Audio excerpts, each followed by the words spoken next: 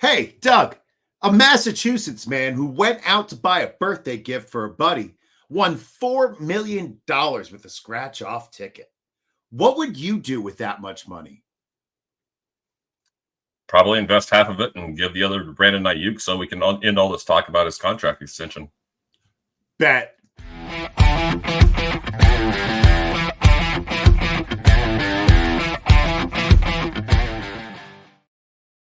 Some people will tell you to play it safe, but we're here to tell you to go all out. Welcome to the All-Out Blitz. I'm your host, J.J. Wenner, and I am joined by my feisty friend, Doug Orth. Tonight on the show, we are unveiling the DDP. That's right, Doug's draft plan. We are diving into how Doug would attack a 12-team PPR draft where you start 2 running backs, 3 wide receivers with only 1 flex. And to do this, Doug, we're going to break up the show into 3 sections. Early for those picking in draft slots 1 through 4, middle for those picking 5 through 8, and then late for picks 9 through 12. And for your convenience, we will be bookmarking this episode into those 3 sections so that you can find the exact information you need when you need it. Now, if you're going to listen to the entire show, understand you are going to hear us repeat a few things because they are important for any draft slot. And we wanted to ensure that we reiterate the important stuff for anybody who's skipping around. And finally, we are going to be referencing this beautiful 200 player big board articles that you can access from Doug on fftoday.com. Doug? JJ, like the NFL draft, there are usually a handful of blue chip players, give or take, in any draft whom teams should take regardless of what their pre-draft plan is. The top 10 players listed on the big board here are there for a reason. They have the best combination of the many factors we consider in fantasy, such as elite talent, situation, and or scheme. The top 5 have the fewest questions and the most upside. That much should be obvious to even the most casual fantasy manager. Either way, the top 10 players you see are this year's blue chippers. Fantasy managers are encouraged to enter drafts with a plan or a preference, but it's rarely ever a good idea to stubbornly stick to a predetermined plan. In the unlikely event that any one of the blue chippers, again, the top 10 players listed on my big board, falls into your lap in the second round, grab him. Your job as a fantasy manager is to gain an edge with every pick and acquire as much value as possible, not prove to the world that your pre-draft strategy is the best strategy in every draft. One other important nugget. ADP tells me where people are typically drafting a certain player, not where I should take him. The best use of ADP is often figuring out where some of your favorite mid or late round targets are going. There's no reason to use an early pick on a player who you have ranked as a 6th round value if you're confident you can get him in the 10th. Just as an example, this is how I feel about Josh Downs this year. Okay. If you take nothing else away from this episode, remember this. Your first 2 or 3 picks set the foundation for how or who you should draft the rest of the way. The inability to recognize value early will eventually force you to reach later. Good players will always be in demand. So while it may feel uncomfortable to make a pick that does not optimize your success for week 1, our job as managers is to secure as much talent and upside as possible during the draft and figure out how to manage it later. A 6th round need pick at any position is going to look silly in late October if a player who you had as a 4th round value was still available. Okay, so that makes sense to me, right? Don't reach early. Sure. Don't go for need. But looking at your big board, what do those colored boxes represent? Great question. The color-coded boxes you see on my big boards are the products of weeks of work dissecting individual matchups. And for more on that, please reference the article. For the sake of time and simplicity, a green box projects as a heavy lean toward the individual player. White represents a slight lean toward the player. Yellow means I believe the defense has a slight advantage. And red represents a heavy lean toward the defense. A black box is either a bye week or the projected time a player will miss due to injury or suspension. You'll also notice the SSI score in the middle of the screen. That is a combination of my statistical projections and matchup grades. That allows me to compare apples to oranges across positions and quickly rank the players with as little bias as possible. Okay, so let's then start at the very beginning, which is typically a very good place to start. When you read, you begin with A, B, C, and when you draft, you should begin with D, D, P. That's right, Doug's draft plan. So, Doug, what are you doing if you're lucky enough to end up with a top 4 pick in your draft? My preference with an early draft slot is to begin with a receiver and let the second round begin to tell me how I'm going to continue building my team. Yes, I like Christian McCaffrey, Breece Hall, and Bijan Robinson as much as anyone. I believed in building my fantasy teams around running backs for most of the first 20 years I spent in this hobby, after all. But the alternatives at running back late in the second round, such as Isaiah Pacheco and Derrick Henry, are much more appealing RB1 choices than the receivers in that area are great wide receiver 1 choices. I'm talking about guys like Nico Collins and Devonta Smith. There's also nothing wrong with starting with Tyreek Hill and Davante Adams with your first 2 picks and hoping Pacheco or Henry fall into the third round, something I've seen plenty of times. I also have no problem starting my draft with Hill, Adams, and Devonta Smith. I'm pushing my first running back selection into the 4th round. Okay. Just to clarify, I'm a little slow on the uptick. So you would be okay with your running back 1, like being in that Mixon, Kamara, Walker range in the 4th? Yes, particularly if I'm coming away with 3 of my top 15 receivers. Okay. And in part because and we'll talk about this a little bit later, I want to reduce the risk at running back as much as possible. So yes, I want the upside of McCaffrey's, the Halls, the Robinsons, but loading up too much on running back early is only going to increase your injury risk as the season moves on. And ideally, what you want is something resembling the team that you drafted in week 16 and week 17. Right? Makes sense. Okay. So what I would not, if I'm going to start with the top 3 receivers, we gave an example like Hill, Tyreek Hill, Devonta Adams, and Devonta Smith.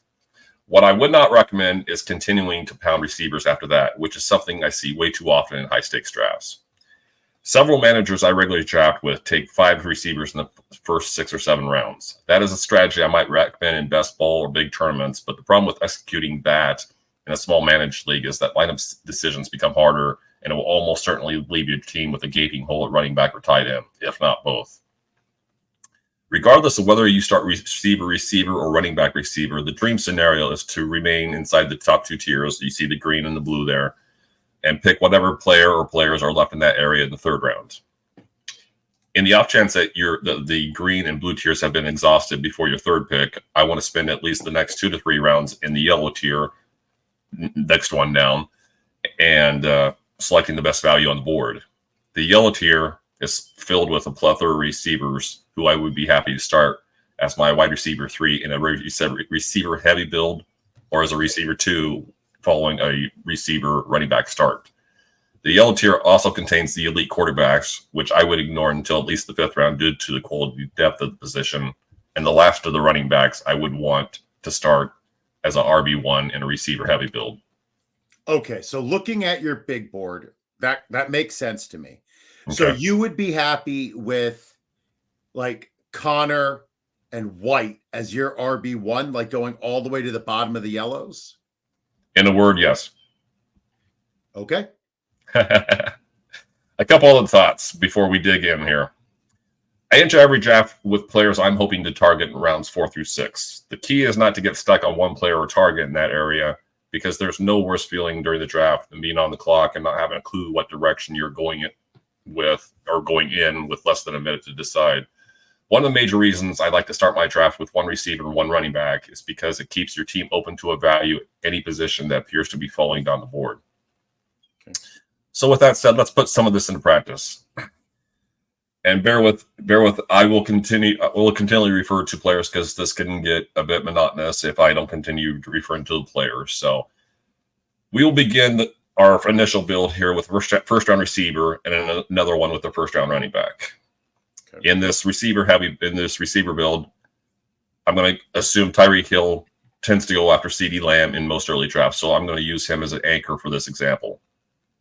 The next pick is between pick 21 and 24. The green tier will be empty at that point, as will most of the top half of the blue tier. Maybe Jahmyr Gibbs' recent hamstring injury pushes him down the board, but I would not count on that happening.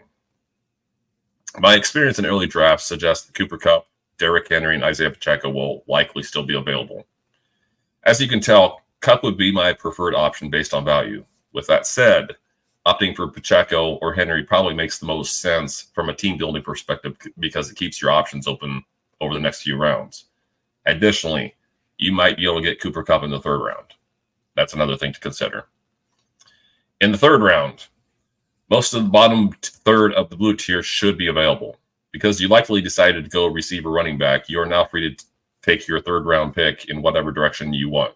The goal here, however, is to stay inside the blue tier until no one is left. My preference would be to grab Travis Kelce at this point because I believe he will go back to offering the fairly significant positional advantage that he did the previous few years now that he's healthy again. Remember, he had that knee injury early last season. And Kansas City has the speed on the perimeter now to put defense on their heels, which should open up the middle for Kelce. Assuming a Tyreek Hill, Isaiah Pacheco, Travis Kelce start, we are now in great position to draft for value the rest of the way, after having secured positional advantages at receiver and tight end and a running back that is capable of pushing for top 5 production at his position. With over 30 players in my yellow tier, we should now be able to pick and choose from this area of the draft for the next 2 to 3 rounds. Receivers in this yellow tier will fly off the board at this time, but it is important to note that I have 18 of them listed in this area. Okay. And as I mentioned before, I'm happy with all the receivers that you see in this area. I'm happy with having as a receiver 2 in a balance, shall we call it a balanced build. As you can tell from my SSI scores in this tier, I don't believe there's a significant difference between someone like Chris Olave and Christian Kirk. And we're talking about the top of this yellow tier and the bottom of it. So I would be targeting one of the running backs in this area with my 4th selection, especially since I think someone like Josh Jacobs is a top 10 back. For the sake of this exercise, let's assume Jacobs is not available at the end of the 4th round, because now we're talking picks 45, 46, 47, 48, and he'll usually come off the board a little bit before then. Assuming Jacobs is not there, and assuming again we're going with the Tyreek Hill, Isaiah Pacheco, Travis Kelce start, I am willing to roll the dice that a running back I like will fall to me in the early 5th round if a rock-solid wide receiver 2 option such as Malik Nabers or Mike Evans is still available. In the drafts I have participated in so far, Kenneth Walker has routinely been available in the early 5th round. I have no problem going in that direction, which would leave me with 3 high floor and high upside pass catchers and 2 of my top 11 running backs. In a worst-case scenario, I would dip down and take James Conner. While that may appear to be a reach based on my scores and my rankings, I want you to keep this in mind. The only reason he's that far down is because I expect him to miss multiple games. One less missed game in my projections would put him near the top of my yellow tier. Okay. At this point, we're assuming a start Tyreek Hill and Mike Evans at receiver, Travis Kelce at tight end, and Isaiah Pacheco and Kenneth Walker at running back. The beauty of this start is that we are still open to adding value at every position. With the high floor this start presents, it also allows us to take a calculated huge upside swing. You may have recognized we haven't discussed quarterbacks yet, and that's for good reason. There are at least 13 of them I feel comfortable starting just about every week. With that said, there are 2 quarterbacks available in this area who I believe have almost unlimited upside. One of them is Anthony Richardson, and it's somebody we've been talking about all summer, JJ. Yep. The 6th round is about the time that we start seeing teams create separation from their league mates. If Richardson is the cheat code I expect him to be this year, he will provide a huge positional advantage over the quarterbacks on at least 2/3 of the rosters in the league. The good news is that if Richardson is not available in the late 6th round, there's at least a good chance at least one receiver from the yellow tier still is. The only reason Richardson is not in the next tier up is that the injury risk with him is real. Assuming Richardson is unavailable, I would bet someone like Calvin Ridley or Rashee Rice probably will be. Even Jackson Smith and JB would not be a bad selection here. So to keep this scenario as realistic as possible, let's assume that the 6th round pick would be Ridley, which leaves us with only quarterback and a flex spot to fill. At this point, I would prioritize the flex spot and take the highest ranked running back or receiver available. I would probably then turn back around in the 8th round and secure the highest ranked player from the position I did not take in the previous round to fortify my depth. ADP tells us my second potential cheat code quarterback should be available in this range. Much like Richardson, Jade Daniels is going to be an injury risk. Also like Richardson, he has the rare ability to run for 1,000 yards. That is not hyperbole. That is fact, or at least as much of a factor we can get, right? Finding that kind of upside in this area of the draft, we're talking in the 9th round now, JJ. Finding that kind of upside in this area of the draft is a godsend. In the off chance Daniels is off the board and an option like Dak Prescott or Brock Purdy are not available, I am fine pivoting to Jared Goff or Caleb Williams as well. The only thing I will say about the double-digit rounds here is that I shoot for upside every time. Using these picks to get a guaranteed 5 touches or targets during a bye week is a bad use of a roster spot. Okay. Can you just, for my own edification, can you explain what you mean by upside? Like, I get the standard usage of the term, but for me, like what you just said, wouldn't a receiver who's getting 5 targets a week have upside? Or are you saying that, like, I don't get what you're saying with upside. Okay. So by upside, I'm looking for players with contingent upside, a legitimate chance to overtake a starter or a player who is good bet to see his role increase no later than midseason. For example, Jordan Addison may end up being a strong wide receiver 4 in fantasy this year, but I don't know what his upside is with Sam Darnold as his quarterback and Justin Jefferson as the focal point of the passing game. Do we really want to trust Darnold to keep 2 receivers viable in fantasy? Probably not. Switching gears. Well, I do want to make one other point too. I would not want to be something that you and I have talked about off air about being bye week agnostic. I want to be mindful. I want to be mindful of bye weeks, but I also don't want to pay that much attention. But I also don't end up paying that much attention to them during the draft. Perhaps the only time a bye week would affect my thinking on a pick is if I'm hopelessly torn between 2 players. But I mean, I would have to be hopelessly torn between 2 players to use that as my determining factor. So if you're getting players in your top 2 tiers, yes, it doesn't matter to you what their bye weeks are. No. Okay. I don't care if they're all the same either, because I don't want 1 week to determine my plan for the rest of the year type of thing. I can take the hit in that 1 week if that's what it ends up being, but that shouldn't be the case. So we just talked through the receiver start to the early draft plan here. I'm going to switch gears now, and I want to quickly roll through the draft plan, starting with the running back with picks 1 through 4. I'm not opposed to going running back if it nets me a pair of backs locked into 300 touches, but I would also not advise it. Running backs take as much punishment as any position in football, so it's essential that managers do what they can to reduce their early round risk of position. With that said, we're going to assume Christian McCaffrey is our first pick. Okay. After that, I want the best receiver available to keep the positional advantage McCaffrey gives me while not losing ground to the 0 RB drafters. Devontae Adams tends to be available in the late 2nd round. If he's not, Cooper Kupp usually is. I would also be a fan of selecting Travis Kelce in the 3rd round, but I also would not hesitate to double up a receiver and put off tight end until later. Beginning a draft with CMC and 2 top 15 receivers is not a bad way to go and still maintains the flexibility we want to keep in the upcoming rounds. Because McCaffrey's upside is almost unmatched at running back, I would be perfectly fine waiting until the 7th round to take my 2nd running back and use picks 4, 5, and 6 to fill out my starting lineup at receiver and a tight end such as Mark Andrews or Kyle Pitts. Once again, this approach minimizes the advantage that the 0 RB drafters try to gain while giving you a huge edge over them at running back.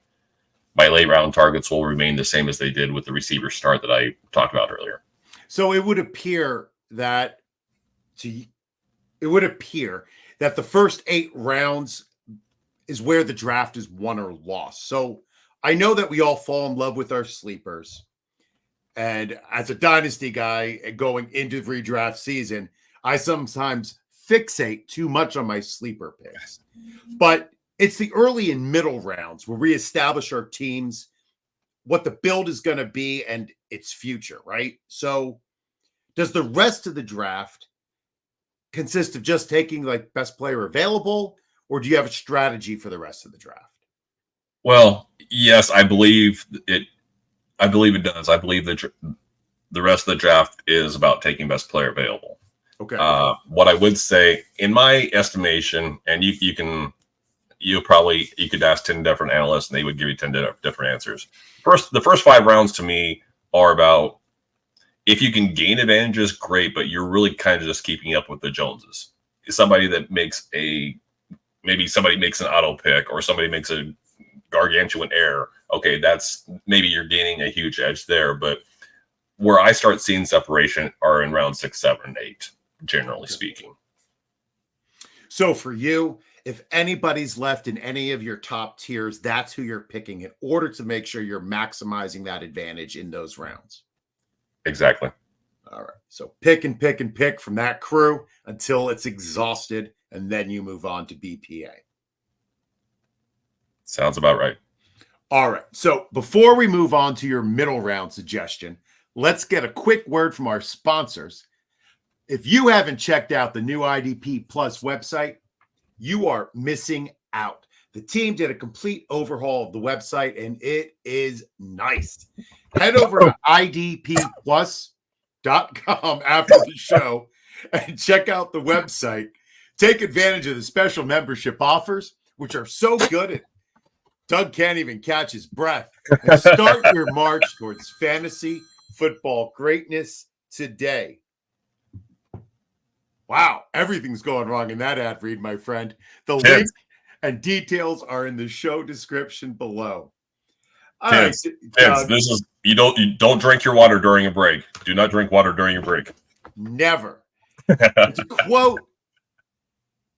A favorite song of mine. Little girl, you're in the middle of the ride, but everything will be all right if you follow Doug's draft plan. So what are we doing with a middle pick? JJ, you're too kind. As I stated in the early plan, my preference with the middle draft slot is to begin with the receiver and let the second round begin to tell me how I'm going to continue building my team. Again, yes, I like Christian McCaffrey, Breece Hall, and Bijan Robinson as much as anyone. I believed in building my fantasy teams around running backs for most of the first 20 years I spent in this hobby.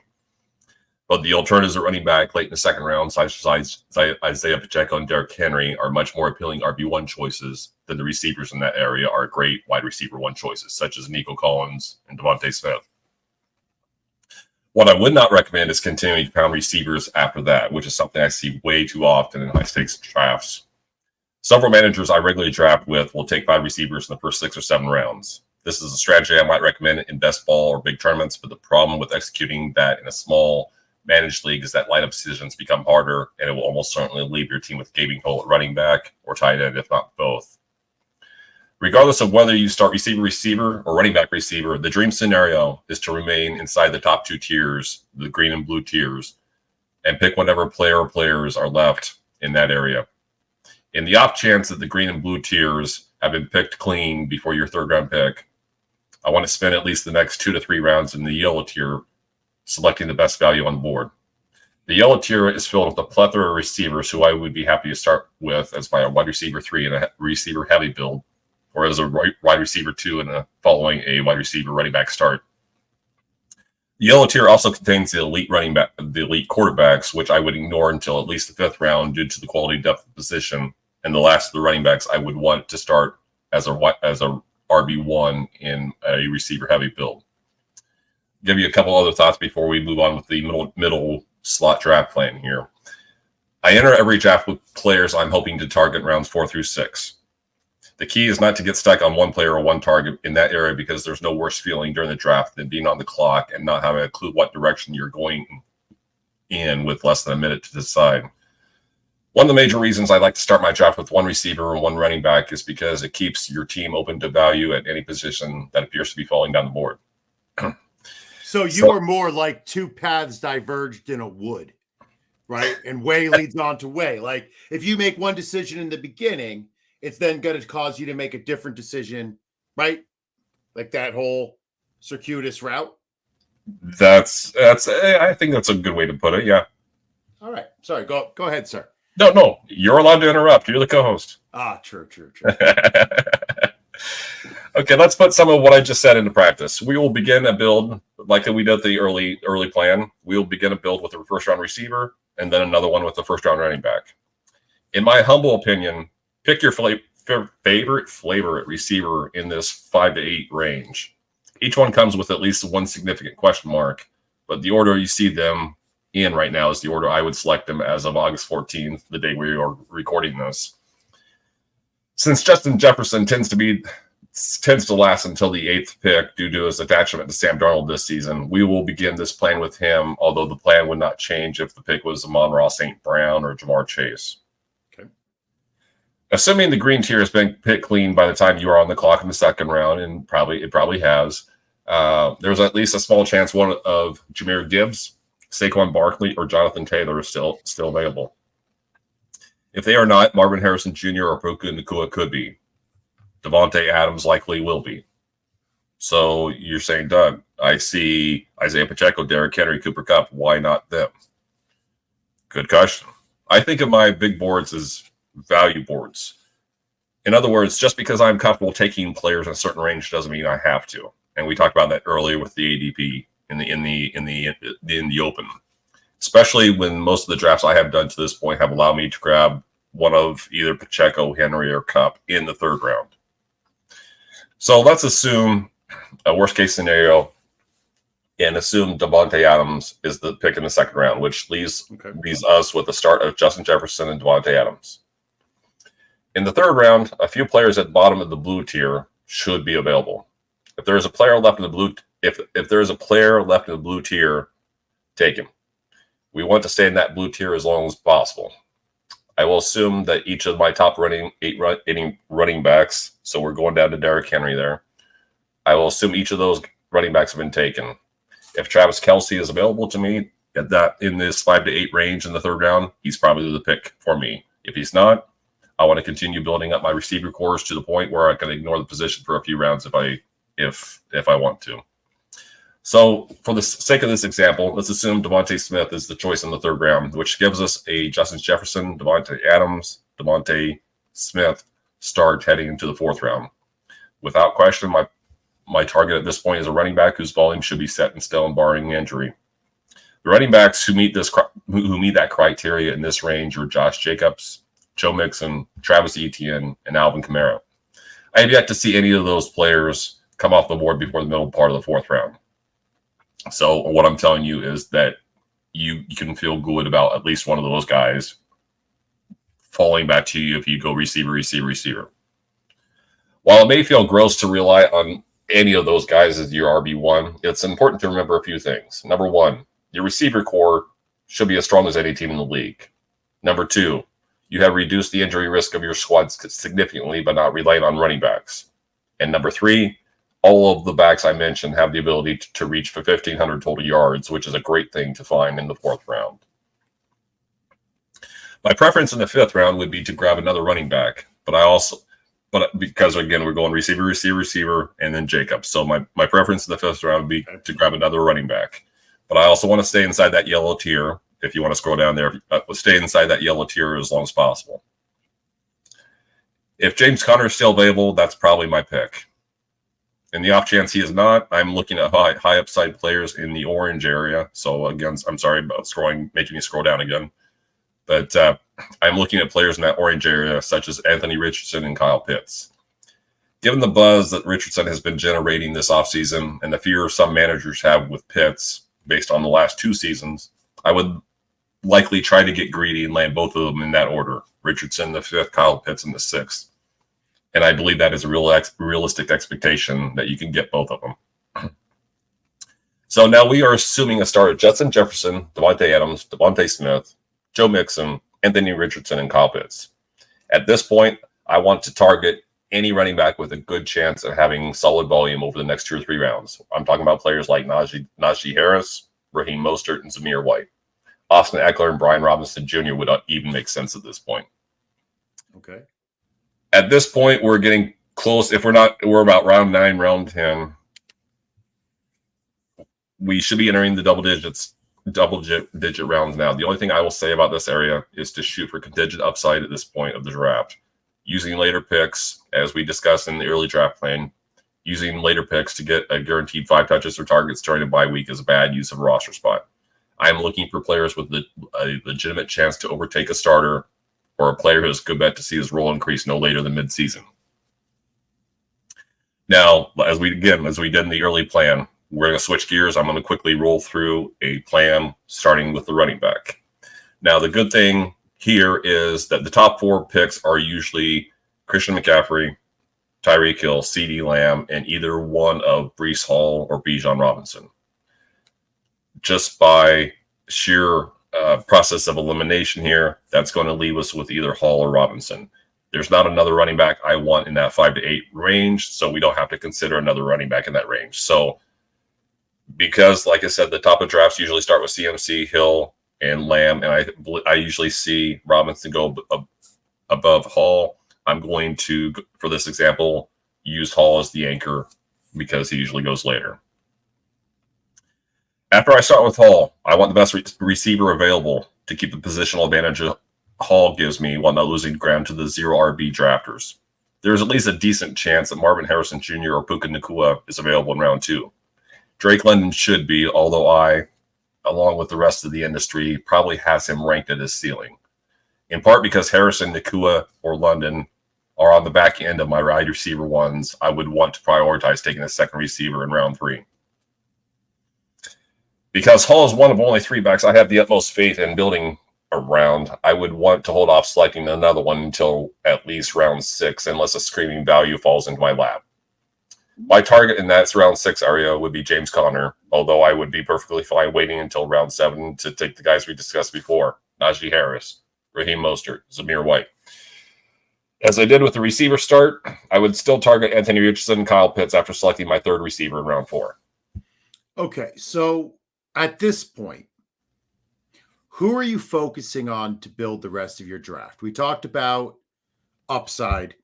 So do you look for like low-end starters or the backups and better offenses who, if they get the shot, would be in a like a high-octane offense?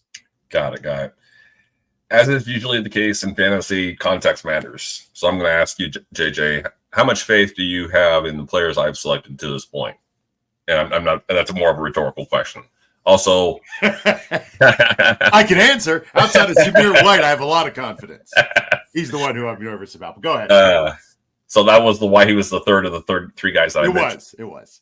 So anyway, also, what do we consider low-end starters? Some might consider Najee Harris one. I don't. He is easily a solid low-end RB2 who should have solid volume. Now, assuming the low-end starter is in the Ezekiel Elliott area, then give me the backups and better offenses. Oh, that's the answer I thought you were going to say. I think I ended up with too much Zeke in some of my middle drafts. All right. So now we have early.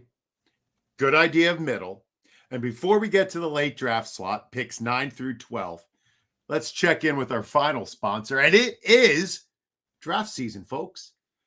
As the home leagues emerge from their slumbers and frustrated commissioners are trying to organize draft day, why not take one part of that nightmare off your plate and order Trophy Smack's gorgeous draft boards, complete with player stickers so deep you could. Tell me how deep. Tell me how deep, JJ.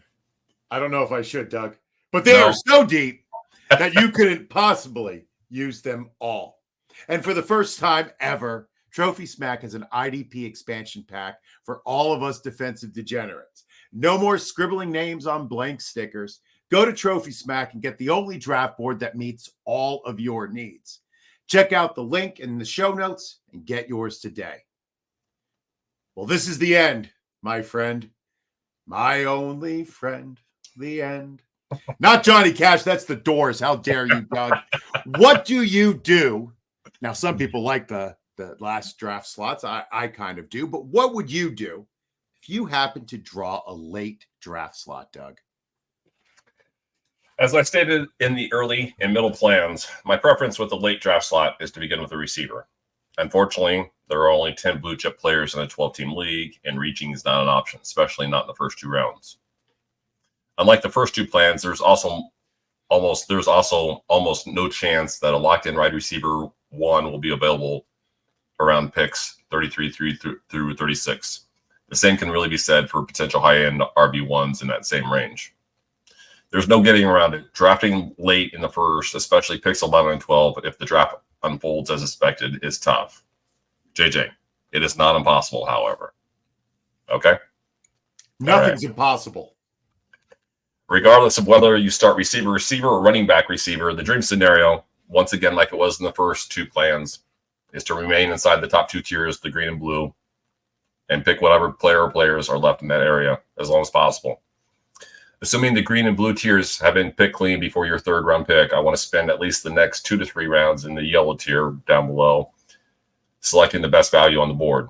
The yellow tier is filled with a plethora of receivers who I would be happy to start with as my wide receiver 3 in a receiver heavy build, or as a receiver 2 following wide receiver running back start.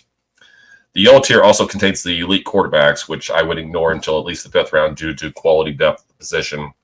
And the last of the running backs I would want to start as a running back 1 in a receiver heavy build. Couple more thoughts. I enter every draft with players I'm hoping to target in rounds 4 through 6.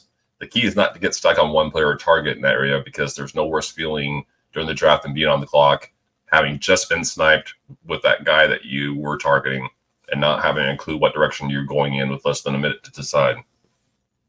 One of the major reasons I like to start my draft with 1 receiver and 1 running back is because it keeps your team open to a value at any position that appears to be falling down the board. So, JJ, let's talk elite slot strategy, because I got to say that slow because it's all the yeses. It's a lot of S's. We will begin to build like we did in the first 2 plans. We will begin to build with a 1st-round receiver and then another one with the 1st-round running back. Okay. The 2 receivers that typically fall in this range are Garrett Wilson and A.J. Brown. Either option is a fine way to go and would be the last receivers I would consider with the 1st-round pick. Assuming I get one of them, I would immediately target Jahmyr Gibbs, Saquon Barkley, or Jonathan Taylor as my anchor at running back. Now, in the interest of full disclosure, the order I have them on the sheet here, is the attachment that you see here. That order has changed since I had this article published about a week and a half ago. I now have Jahmyr Gibbs at the end, so I have Barkley, Taylor, Gibbs. Either way, I would be thrilled with that start. So again, we're talking Garrett Wilson or A.J. Brown, and then one of those 3 running backs. I would be thrilled with that. Assuming the first 13 picks go in exactly the order I have them listed here, I would dip down a bit in my blue tier and grab either Puka Nacua or Marvin Harrison Jr. to secure 2 likely wide receiver 1s. My reasoning is that a running back I like as a low-end RB1 has always been available to me in the late 3rd or early 4th. We're talking about guys like Pacheco or Josh Jacobs. I would also have no problem starting a team with Garrett Wilson, Marvin Harrison Jr., and Malik Neighbors before taking Josh Jacobs as my anchor running back. If that's our start, I would turn my attention. If that's our start through 4 rounds, I would turn my attention to the upside swings I have mentioned throughout the other 2 draft plans. We're talking James Conner, Anthony Richardson, and Kyle Pitts. And there's more, but I just want to stick to those 3 for now. The most realistic combination late draft managers can expect in rounds 4 through 5, or 4 and 5, I should say, is probably Conner and Pitts. That's not really a bad outcome, if only because I like the depth of quarterback. As we mentioned in the previous plans, there are legitimately 13 quarterbacks I would not hesitate to start every week. Also, if you want to scroll down, JJ, to the bottom of the yellow tier, Aaron Jones, we got Aaron Jones and Rachaad White down there. They would also make fine RB2s in this range. And then you got players like Mark Andrews, Evan Ingram, and Trey McBride are also available in the same range as Pitts. So you don't have to, your heart doesn't have to be broken if, James Conner's not there or Kyle Pitts isn't there, because more than likely one of the guys I just mentioned probably will be. If we assume Garrett Wilson, Marvin Harrison Jr., Malik Neighbors, Josh Jacobs, James Conner, and Kyle Pitts, or any of the tight ends I just mentioned, is the start, I would want to begin prioritizing any running back with a good chance at having solid volume over the next 2 to 3 rounds. We discussed this in the middle draft plan. Players such as Najee Harris, Raheem Mostert, and Zamir White.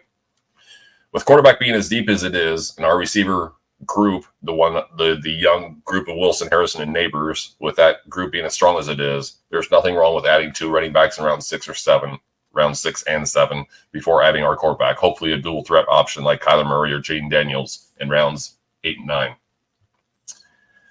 Switching gears, we talked about that was just the receiver start. Now we're going to roll through a draft plan starting with the running back pick with picks 9 through 12. Now, I'm going to particularly focus on picks 11 and 12, since if you want to scroll back up again, JJ, I'm sorry. It's okay. To the top of the board. If the draft goes exactly like I have there, basically everybody's picking in the green tier, and so the first 10 players on the board are the ones that get taken. That's almost always the case. The old school fantasy manager in me loves the idea of starting a draft with Saquon Barkley and Jonathan Taylor. And the beauty of it is that such a pairing is possible. Now, I get it. That start limits our options a bit going forward, but all it really means is that we have to prioritize huge upside a bit earlier than in the other draft plans. So assuming a Barkley and Taylor start, realistic options at the end of the 3rd round, presumably at receiver, include Malik Neighbors, DK Metcalf, Amari Cooper, and Mike Evans. I would not hesitate to take 2 of them in that range and continue pounding the position a bit later, maybe as early as round 6 after landing Anthony Richardson in round 5. In round 6, one of the top 6 or 7 tight ends should be available, as should potential high-end wide receiver 3 options such as Calvin Ridley or Christian Kirk.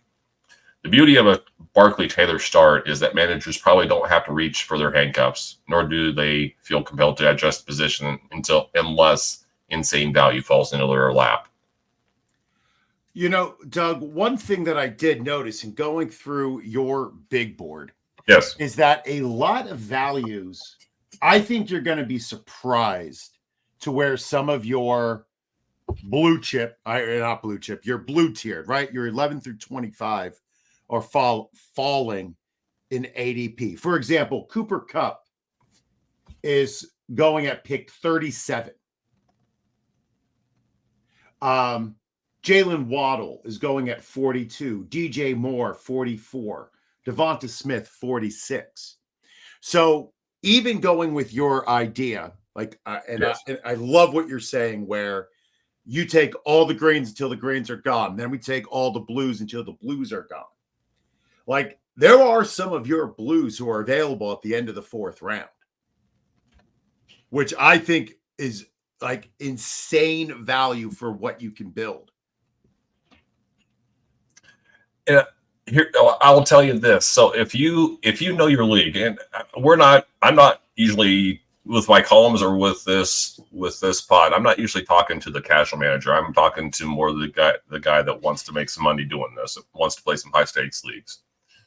But if you know your league, and your league is a particularly sensitive to the latest news or the or ADP, so let's say that 10 of your 12 managers you happen to know are slaves to ADP, then absolutely take advantage of that.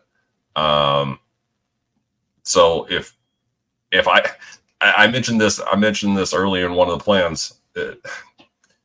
There's no reason to burn a pick. I think the example there is if you have a guy listed as a 6th round value, but you have the utmost confidence that he's not going to get taken before round 10, then don't pick him until round 10 or round 9 just to be safe. Right. And I would tell you the same thing here. So I'm particularly high on Devonta Smith. So I know there's a large group of people that aren't.